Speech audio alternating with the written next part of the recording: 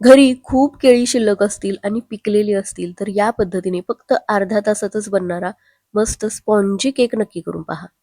त्याचं बॅटर भरपूर वेळ फेटत बसायची गरज नाही, ब्लेंडरची सुद्धा गरज नाही.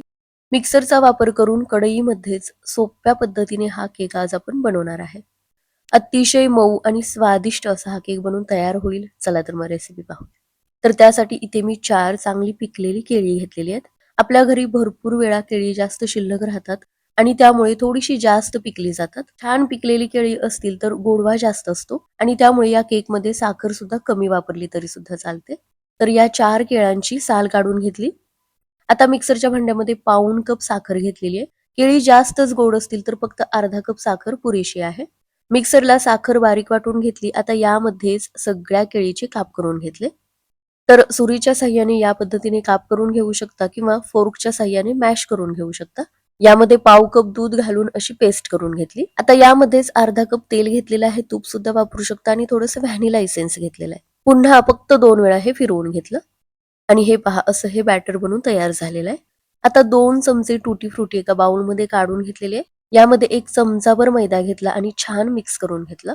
मैदा टुटी फ्रुटीला असा छान कोट करून घ्यायचा, म्हणजे सगळ्या बॅटरमध्ये छान मिक्स होते, खाली तळाला राहत नाही. केकचा ट्रे सुद्धा बेकिंग पेपर लावून थोडंसं तूप लावून सेट करून घेतला आणि बॅटरमध्ये बाकीचं साहित्य घालायच्या अगोदरच कढई सुद्धा प्रीहीट करायला ठेवली. आता चाळणीमध्ये 1.5 कप मी मैदा घेतलेला आहे. मैद्याऐवजी गव्हाचं पीठ सुद्धा वापरू शकता. यामध्ये 1 टीस्पून बेकिंग पावडर घेतली, अर्धा टीस्पून बेकिंग सोडा घेतलेला आहे आणि चवीपुरतं म्हणजे थोडंसं मीठ घेतलेलं आहे. सगळं चांगलं चाळून घेतलं. आपल्याला माहितीच आहे केकसाठी बॅटर बनवताना ह्या सगळ्या गोष्टी चाळूनच घ्यायच्या आहेत. सगळं छान मिक्स करून घेतलं. आता यामध्ये करून घेतलेलं केळीचं बॅटर घालायचंय. तर थोडंच हे बॅटर यामध्ये काढून घ्यायचं आणि व्हिस्करच्या साहाय्याने फेटत राहायचं. म्हणजे याच्या छोट्या-छोट्या सुद्धा गाठी तयार होत नाहीत. अगदी स्मूथ आणि परफेक्ट असं हे केकचं बॅटर बनून तयार होतं. हे बॅटर आपल्याला जास्त वेळ फेटून सुद्धा घ्यायचं नाही किंवा ब्लेंडरला लावायची गरज नाही. कारण बेकिंग पावडर, बेकिंग सोडा अगोदरच घातलेला आहे. त्यामुळे जास्त वेळ फेटायचं नाही. फक्त बॅटर हे छान करून घ्यायचे. तर मिक्सरमध्ये असलेली सगळी पेस्ट यामध्ये काढून घेतलेली आहे. टुटी फ्रुटी सुद्धा यामध्येच घेऊन छान मिक्स करून घेतलं. टुटी फ्रुटी घालणं पूर्णपणे ऑप्शनल आहे. यामध्ये ड्रायफ्रुट्सचे काप सुद्धा घेऊ शकता किंवा चॉकलेट चिप सुद्धा यामध्ये वापरू शकता. आता कढई सुद्धा गरम झालेली आहे. ट्रेमध्ये हे सगळं बॅटर काढून घेतलं.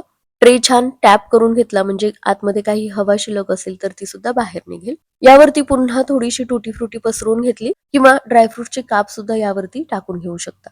कढई सुद्धा 5-6 मिनिटे छान गरम करून घेतलेली आहे. गॅसची फ्लेम पूर्णपणे कमी ठेवायची. ट्रे ठेवून झाकण लावून 20 ते 25 मिनिटे बेक करून घ्यायचा. आता केक बेक होतोय तोपर्यंत आपल्याकडे मिळणारे गौराईचे दागिने पाहूया. महालक्ष्मी पूजनासाठी गौराईचे आकर्षक दागिने आपल्याकडे उपलब्ध आहेत. यामध्ये कोल्हापुरी साज, चिंचपेटी, बोरमाळ, नथ, कंबरपट्टा आणि बरंच काही आहे. हवा तसा हा गौराईचा सेट मिळणार आहे. स्क्रीनवर नंबर दिलेलाच आहे. स्क्रीनशॉट घेऊन ऑर्डर करू शकता आणि हो, शिपिंग बिलकुल फ्री आहे. तर 25 ते 30 मिनिटानंतर याचं मी झाकण काढलेलं आहे आणि हे पहा केळीचा केक तयार झालेला आहे. छान बेक झालेला आहे. रंग सुद्धा छान आलेला आहे. ज्या कढईमध्ये बेक करून घेतला ती कढई जाड तव्यावर ठेवलेली होती. त्यामुळे स्टीलच्या कढईचा रंग सुद्धा बदलणार नाही.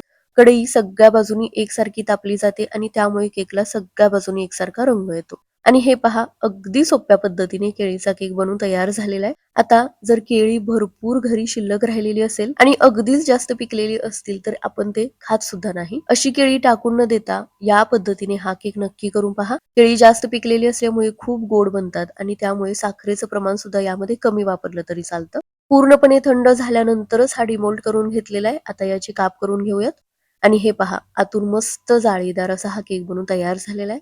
आता कढईमध्ये हा मधूनच थोडासा फुगलेला आहे, पण ओव्हन मध्ये बनवला तर सगळ्या बाजूनी एकसारखा छान फुगला जाईल. पण काहीच हरकत नाही, आतून अगदी परफेक्ट हा बेक झालेला आहे, छान शिजलेला आहे.